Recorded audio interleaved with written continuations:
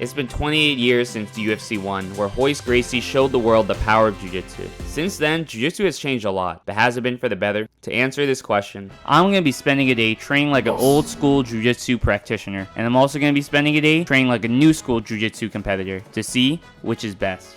I wake up and I eat my bowl of acai before I bow to my picture of Helio Gracie. Once I get to the gym, I make sure to bow before I get on the mats. You just be like rock, paper, scissors. As a new school competitor, I start off the day by taking my supplements and watching my John Danaher instructionals. The great thing about the modern era jiu-jitsu is that you can learn from the best minds for only $97 if it's on sale. This is a role between two modern jiu-jitsu practitioners. We both pull guard, then we start inverting and looking for leg locks, for this is the dance of our people. And it's totally applicable to the streets. Don't even ask. Joel puts me in ashi. I counter by attacking the foot on my hip with an Aoki lock. I get the tap.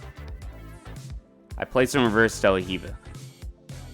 I start looking for his back, and Joel attacks the toe hold. Being the modern jiu-jitsu practitioner I am, I counter with a Berimbolo. I get Joel's back, and transition to mount.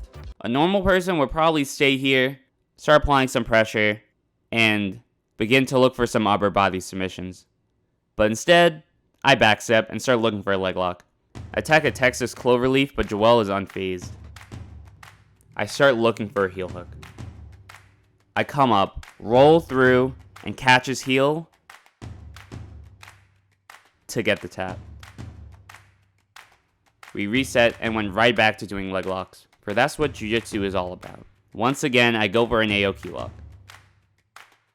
And I get the tap. Joel says screw the leg locks and starts going for a pass. But what he didn't account for was my buggy choke. I thought I had it tight, but Joel starts standing up to defend. So I bail on the buggy choke, and Joel starts looking for my back. We'll see what happens next soon. But first, let's see what it's like rolling like an old school jiu-jitsu practitioner. I start the roll on bottom and I try wrestling up, but Joel used the opportunity to hit a guard pass. By using the fundamentals of framing, I'm able to keep my guard. I grab a 2-on-1, and I pull Joel into close guard. As an old school guy, this is my favorite position. Immediately I grab his lat and start cutting an angle so I can take his back. I keep scooting out until I'm able to come up, but Joel brings his back to the mat to defend the back take.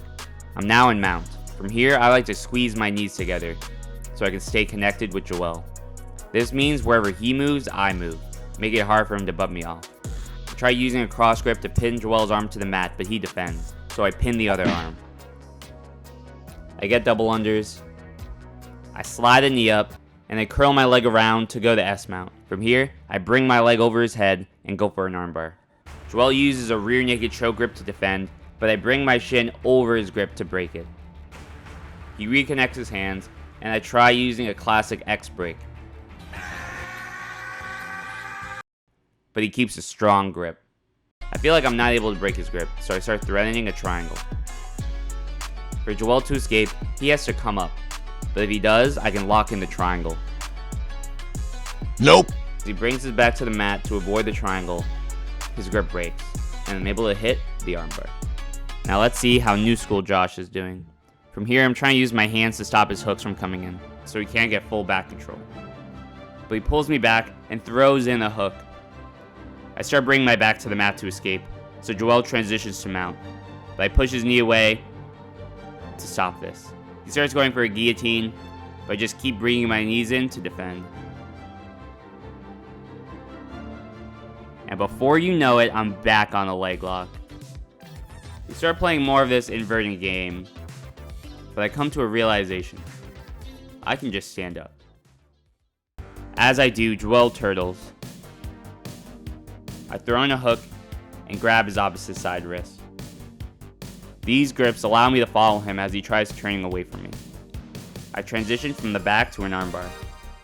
Then we scoot away from the wall.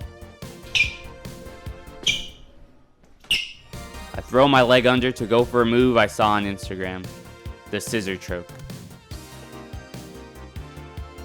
I see the Kimura's open, so I start going for that. Psych. You really thought I'd go for a Kimura? I block Joel's leg with my arm and throw my leg over to go for a Tarico Plata, because we don't do basics here. Joel tries coming up to defend, but I'm able to keep him flattened out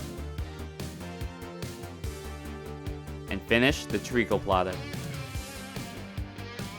We reset, and Joel goes into my close guard. This is where I start panicking. I don't know any attacks from close guard, plus how do you even leg lock from here? Joel gets double unders and starts going for the pass. I come up to my knees to defend, and some weird stuff starts happening. Never in my life have I been in this position.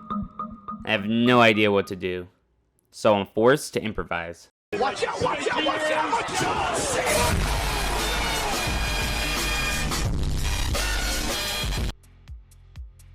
Joel frames me away and is able to get his legs inside.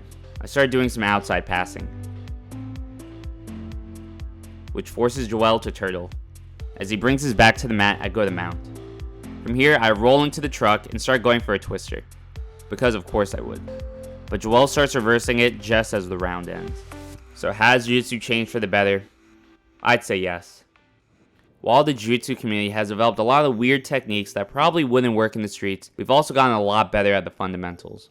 Just look at someone like Gordon Ryan or Charles Oliveira. If you want a game that's better for self-defense, you can work the takedowns and the top pressure. If you just want to work leg locks and barambolos, you can do that too. The great thing about Jiu-Jitsu today is that you can learn any technique from websites like BJ Fanatics, which is unlike back in the day where everyone kept their moves secret, and schools wouldn't even let you cross-train because they don't want you to spread their secret techniques. So all in all, I like the current state of Jiu-Jitsu, and I'm excited for the future.